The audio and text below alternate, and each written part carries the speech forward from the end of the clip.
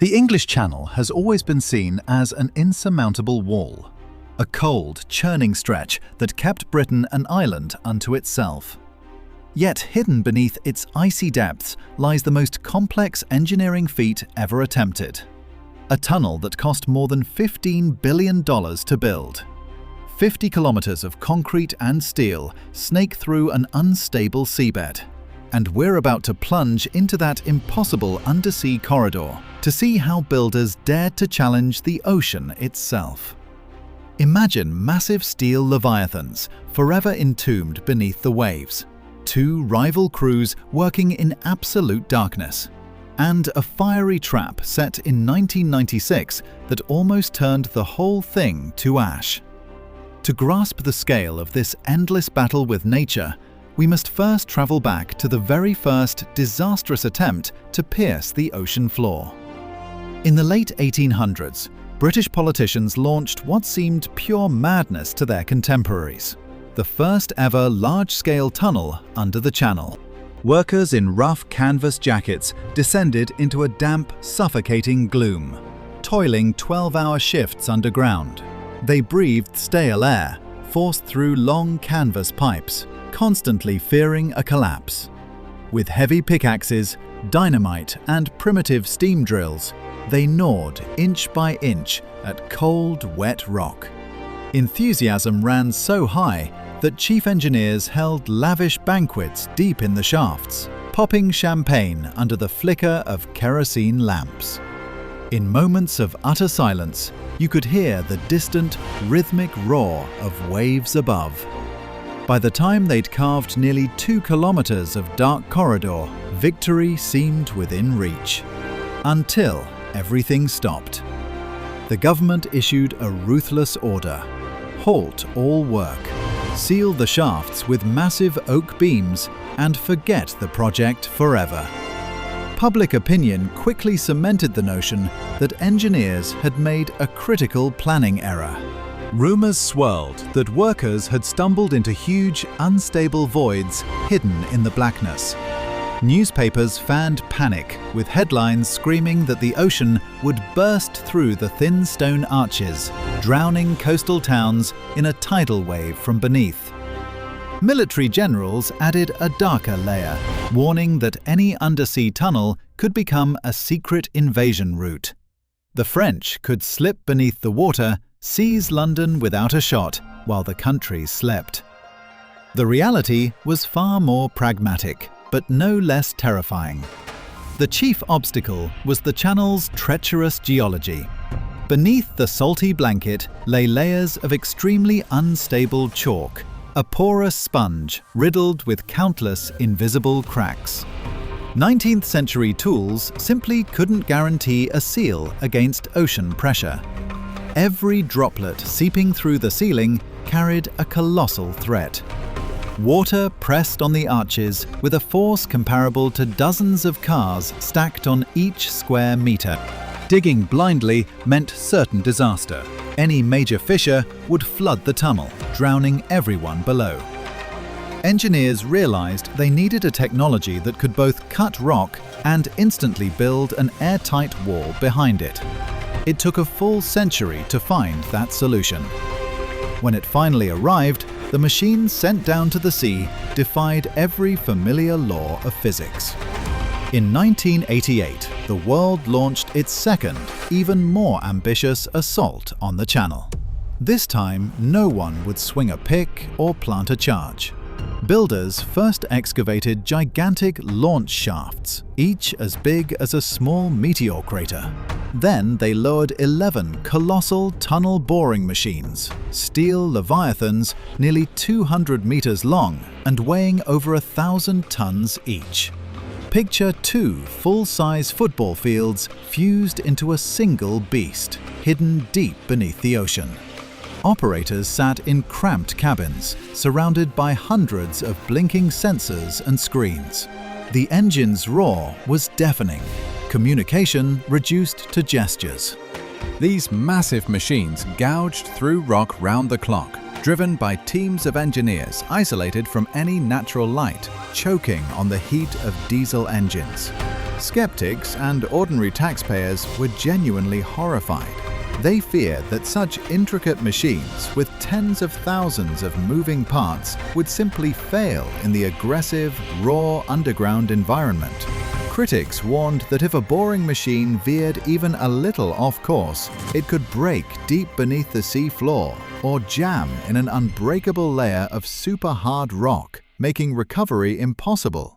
The theory spread that the project would become a tomb for technology worth $15 billion, wrecking the economies of 2 European nations.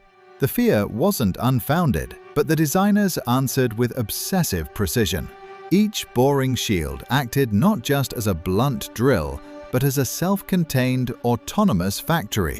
Its massive rotating head, studded with ultra-hard teeth, sliced rock at the front, while massive hydraulic arms behind instantly placed heavy concrete rings, forming an impermeable shell. Dense rubber seals sealed every joint the instant it was laid. The machine crawled forward, leaving behind a dry, rock-solid tunnel ready for trains to haul away the excavated material. What about the nightmare of being trapped forever? Engineers took the most radical step in construction history. When the British machines completed their section, they didn't try to haul them back up. Cost and time would have been astronomical. Instead, they flipped the machines nose down and let them dig a deep grave for themselves beneath the channel floor, where they still rest today. The British crews moved smoothly through a dry rock layer, but the French team, advancing from the opposite side, soon met a far more hostile environment. Both sides were supposed to tunnel through blue clay, a dense, naturally waterproof stratum that should have kept water out. The British pressed on, dry and confident. Months later, the French encountered a nightmare. The walls began to soak. Then powerful jets of icy, salty water burst from countless microcracks, blasting like dozens of fire hose nozzles. Visibility vanished, pumps choked on the massive inflow, and workers found themselves knee-deep in sludge, fighting a flood that threatened to swallow the whole tunnel. European stock markets reacted instantly. Share prices of the construction firms plummeted. Newspapers screamed that geologists had miscalculated seismic data, directing the tunnel straight into a hidden underground lake. Nothing existed there. Reporters claimed the ocean was about to break through humanity's fragile barrier and that the project was dead. Experts on live TV warned that the scorching heat of a fire could cause concrete to crack, letting the ocean burst in and drown the tunnel. In truth, there was no gigantic subterranean lake.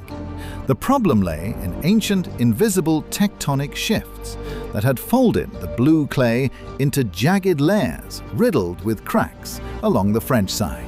Salty water, under monstrous pressure, seeped precisely through those weak points.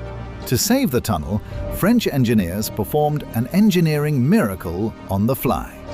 They installed a sophisticated system of sealed gates, turning their boring machines into waterproof submarines. They also pumped a special cement slurry into the rock ahead of the drill, artificially strengthening it. The water was halted, and the machines could continue under the crushing ocean pressure without a single drop reaching the workers. Now, both crews faced a new, almost impossible challenge. They had to meet deep underground. The British and French tunnels were advancing toward each other through miles of solid stone. Tension among project leaders grew daily. The engineers were sleepless, constantly rechecking massive calculation binders. The slightest angular error, a fraction of a degree, could mean the two tunnels would pass each other in total darkness, never linking, wasting the entire $15 billion investment. Weeks before the historic meeting, the British drilled a tiny pilot hole, just a few centimeters wide, to test pressure and air quality on the far side. Satisfied, they powered the main rotor. The final stone wall collapsed in a spray of grey dust. and the first hands, workers from opposite continents, reached through the opening, shaking in a triumphant, deafening applause. Until that moment, engineers and mathematicians lived in perpetual dread. Their greatest fear was that a minute miscalculation would send the tunnel off track, turning the colossal budget into 2 useless caves beneath the sea. To navigate the deep ocean, ordinary compasses, satellite signals, and topographic maps were useless. Radio waves simply couldn't penetrate the dense salt water and rock. Moreover, the curvature of the Earth and gravity's effect on instruments had to be factored in. Scientists deployed an ultra-precise laser guidance system linked to seismic probing. A thin laser beam had to cut through thick clouds of rock dust and constant vibration, striking high-sensitivity targets inside the boring machine. This allowed operators to adjust the course to within a few millimeters, like snipers zeroing in on a target from miles away. The result? The 2 blind moles met with a horizontal error of only 35 centimeters. The physical barrier between Britain and France was finally breached, and high-speed trains raced through the new route. Euphoria, however, was short-lived. The biggest threat didn't come from the ocean's pressure, but from inside the tunnel itself. In the autumn of 1996, a freight train carrying dozens of heavy trucks caught fire deep within the tunnel. Flames leapt to adjacent wagons, and black, acrid smoke filled the confined space within minutes, obliterating visibility. Temperatures surged to a blistering 1,000 degrees Celsius, turning the tunnel into a gigantic furnace. Rubber on the truck tires melted into toxic sludge. Lights exploded one after another, and the whole structure trembled as steel began to soften and concrete arches cracked with deafening shouts. People were trapped in a blazing tube, suffocating as oxygen burned away, while fire raged for hours.